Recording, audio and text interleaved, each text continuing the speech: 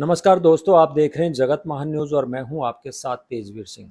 साथियों, जगत महान न्यूज़ की टीम आपको प्रदेश के अलग अलग हलके और लोकसभा क्षेत्र का सर्वे दिखाती आई है और वहां के नेताओं से भी आपको रूबरू करवाती आई है। आज हम पहुंचे हैं सोनीपत लोकसभा क्षेत्र में और हमारे साथ मौजूद हैं प्रसिद्ध समाज सेवी और भाजपा नेता अमित बिंदल जी, जो कि आजकल एक नया ही अपना अभियान चलाए हुए हैं। हमारा उद्देश्य संगठित परिवार।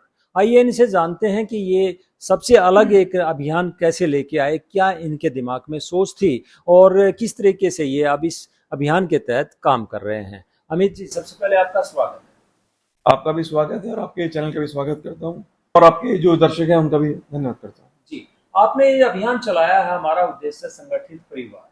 इसके पीछे क्या सोच है आपकी और इससे पार्टी को और आपको, आपकी राजनीतिक जो महत्वाकांक्षा है उसको कैसे फायदा होगा?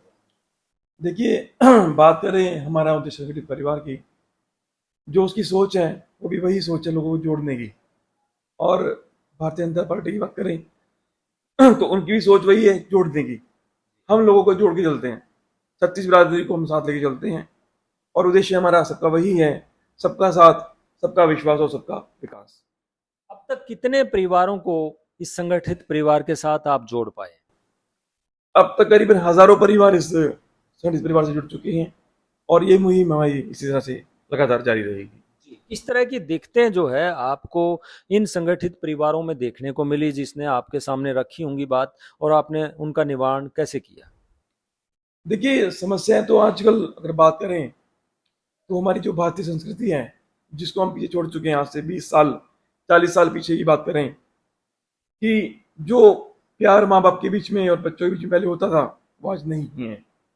उस प्यार को, उस संस्कृति को हमारा संगठित परिवार के माध्यम से हम कोशिश करते हैं उस संस्कृति को अपने इस सामने फिर से दोबारा लेके आ पाए, कि बुजुर्गों को बच्चों का प्यार नहीं मिलता और बच्चों को बुजुर्गों का प्यार नहीं मिलता, उसको हम फिर से वापस ला सकें सबके बीच में। जी, लेकिन जिस प्रकार से अमित जी आपने शुरुआत जब समाज सेवा की या राजनीति में की थी, तो आप समाज सेवक के रूप में सामने आए थे।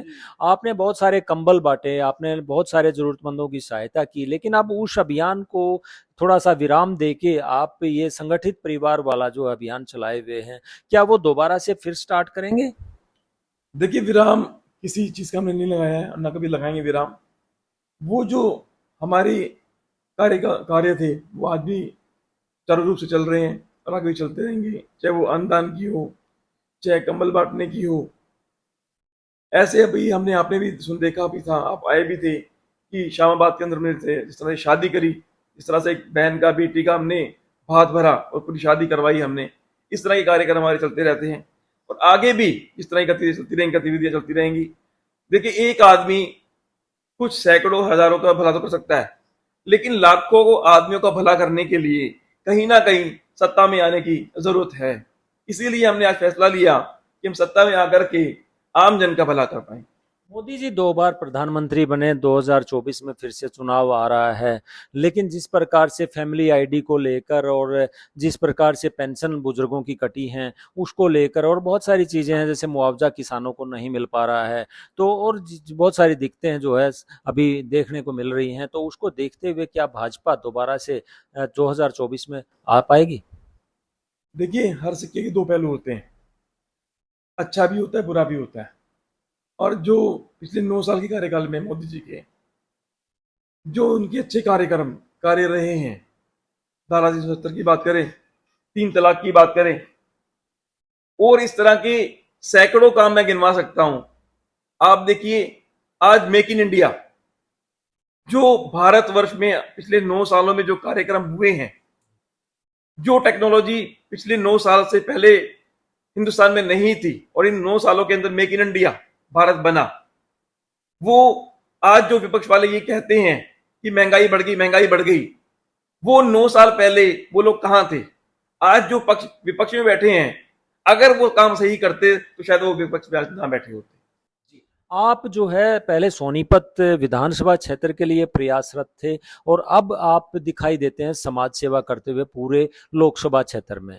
तो आप कहाँ, मतलब लोगों में एक संशय है कि अमित बिंदल विधानसभा का चुनाव लड़ेंगे या लोकसभा का? देखिए, मैं तो एक भारतीय जनता पार्टी का एक सिपाही हूं सच्चा सिपाही। और मेरा कर्तव्य है भारतीय जनता पार्टी की और माननीय नरेंद्र मोदी जी की जो नीतियां हैं, उन नीतियों को आम जन तक पहुंचाऊं। कोई भी जिस तरह से आपने बात करी फैमिली आईडी की या राशन कार्ड की, आयुष्मान कार्ड की, कोई भी त्रुटियां हैं उसमें, उसका ठीक करने का काम भी हमारा संगठित परिवार करता है और आगे भी करता रहेगा। और रही बात चुनाव लड़ने की, बिल्कुल आपने सही कहा। और मैं ये कहूंगा कि अब तो हम जीत कितने मार्जिन से बढ़ेगी इसको सुनिश्चित कर रहे हैं हम पूरे अलग अलग गांवों में, अलग अलग विधानसभाओं में जाकर। लेकिन जिस प्रकार से कांग्रेस की रैलियों में भीड़ जुट रही है और लोगों में एक अफवाह, एक बात जो है निकल के आ रही है कि भी कांग्रेस की सरकार आने वाली है, तो आपको लगता है कि भाजपा इस क्षेत्र में फिर से कमल खिला पाएगी? देखिए, जुमले छोड़ने से या रैलियों में भीड़ होने से, क्योंकि आप भी जानते हैं रैलियों में भीड़ कितनी होती है। मैं कितनी रैलियों मैंने अभी देखी कांग्रेस की, जब लास्ट में उनके बड़े नेता बोलते तो शायद वहां पे भीड़ वो बचती नहीं है, तितर बितर हो जाती है वो भीड़ भी। तो इन जुमलेबाजियों से आम जनता त्रस्त हो चुकी है। 2014 तक जितनी भी पार्टियां आई, जितनी सत्ता आई, चाहे वो क्षेत्रीय हों चाहे नेशनलाइज पार्टियां हों, अगर वो भला करती तो शायद भारतीय जनता पार्टी ना आती।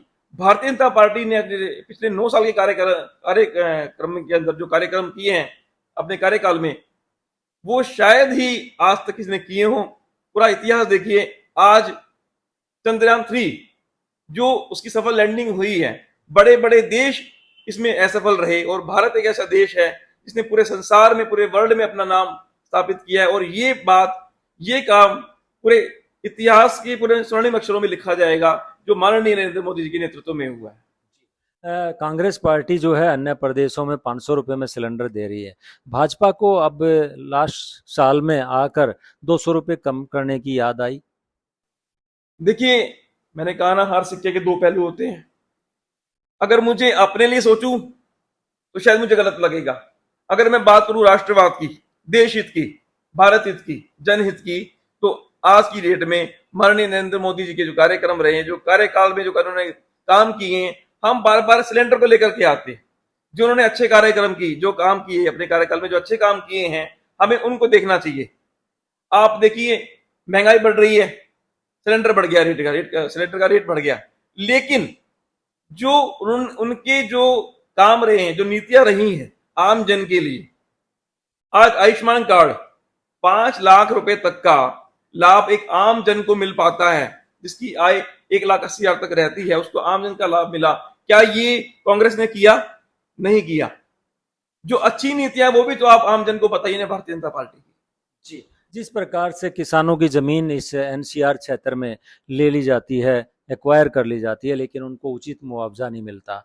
बाढ़ के कारण जो है वो लोगों को फसल नष्ट हो जाती है, उसके बावजूद उनको मुआवजा नहीं मिल रहा है। आप तो गांव में जा रहे हैं, इस तरह की दिक्कतें आपके सामने आती होंगी, तो क्या लगता है आपको कि जिनका मुआवजा टाइम पे नहीं मिलेगा, पीड़ित लोगों को उनको राहत नहीं मिलेगी, तो कैसे भाजपा को वोट देंगे? देखिए, इसके लिए ऑनलाइन पोर्टल बनाया गया है, उस पर जाकर के अपना ब्यौरा दे वो।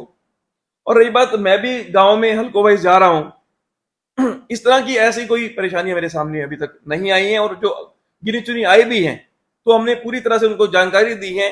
अपना फसल का ब्यौरा अपने पोर्टल पे डालें और वहां से बेनिफिट लें उस चीज का। ऐसा नहीं है कि जी। कौन सी ऐसी योजनाएं हैं जिनके बल पे आपको लगता है कि भाजपा तीसरी बार जो है सरकार बना पाएगी, और क्या कहना चाहेंगे 2024 को? देखिए, 2024 में भारतीय जनता पार्टी फिर से कमल खिलाएगी, सुनिश्चित एक सुनिश्चित जीत के साथ।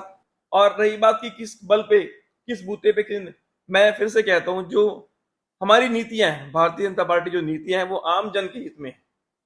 आज तक जितने भी पिछले 9 साल के कार्यकाल में, फिर बोलता हूं, बार बार बोलूंगा, 9 साल के कार्यकाल में आप ये सोचें कि पिछले 70 साल के जो कार्यक्रम रहे, जो हिंदुस्तान पीछे गया, क्या हमने उनको 70 साल दिए? क्या हम इनको 10 साल, 20 साल, 30 साल नहीं दे सकते? आज 70 साल में जो काम नहीं कर पाए, माननीय नरेंद्र मोदी जी ने 9 साल में वो करके दिखाया है। तो आगे भी हमें इनको समय देना चाहिए, कम से कम और 5 साल, 10 साल आप दे करके देखें, आने वाला भविष्य और अच्छा होगा।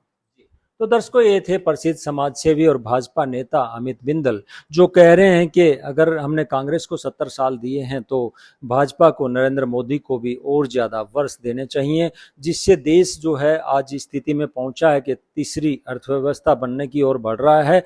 आगे भी ये और आगे बढ़े। जगत महान न्यूज के लिए तेजवीर सिंह, सोनीपत से, नमस्कार।